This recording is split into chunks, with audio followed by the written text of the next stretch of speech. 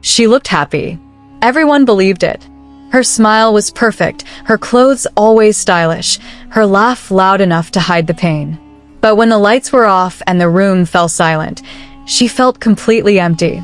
Nobody knew that behind every joke was a silent scream. She wasn't weak. She was just tired of pretending.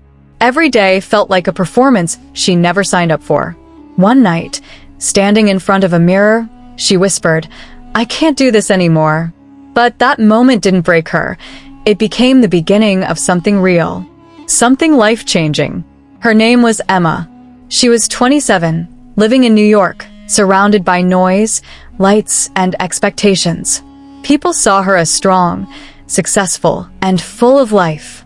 But inside, she felt like a shadow. Every morning, she forced herself to smile, hiding the sadness she couldn't explain. She had everything, yet nothing felt enough. She kept asking, "Why am I not happy?" No one had the answer. One evening, when her world felt too heavy, something unexpected happened. A moment so small, yet so powerful, it shook her to the core.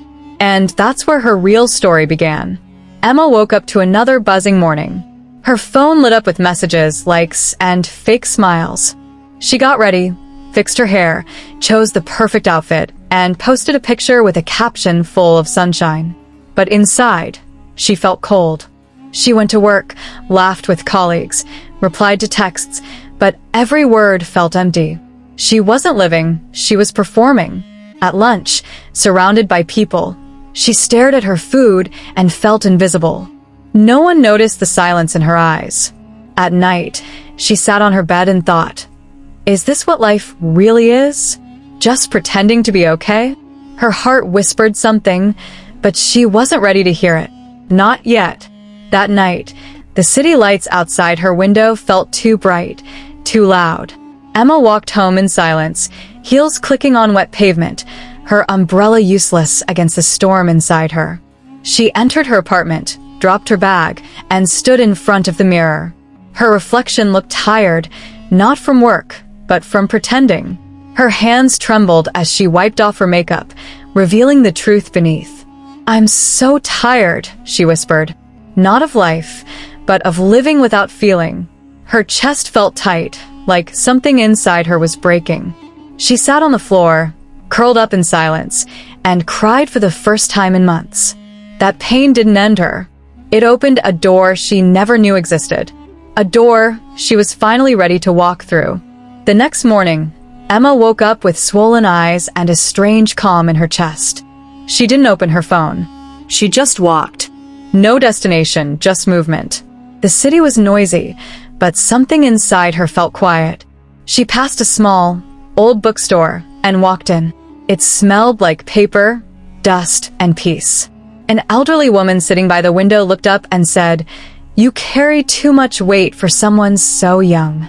Emma froze. "You don't even breathe fully," the woman added gently. They talked, not about success or failure, but about emptiness.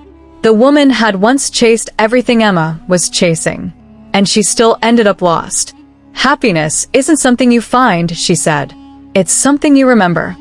That one line stayed with Emma like a spark refusing to die. That night, Emma sat by her window with a notebook and a pen.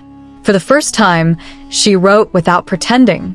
No filters, no captions, just truth. Her words came like a storm.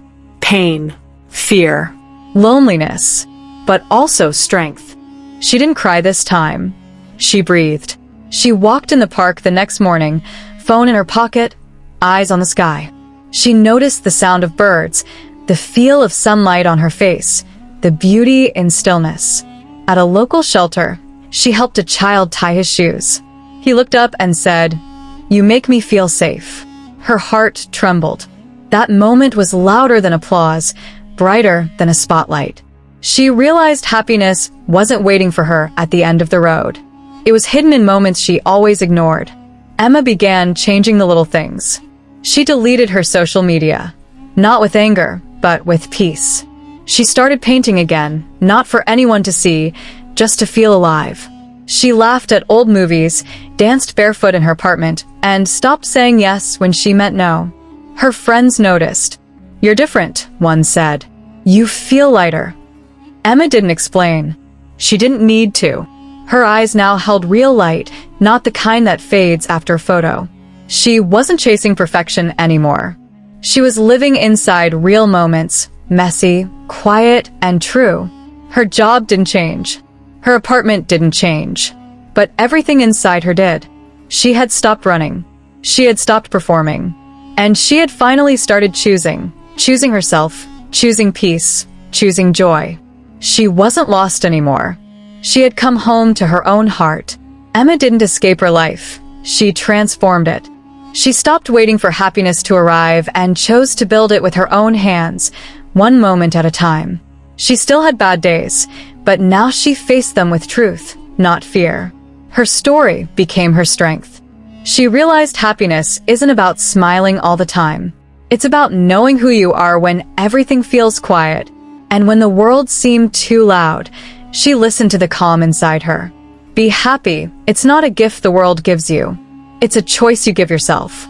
Just like Emma did.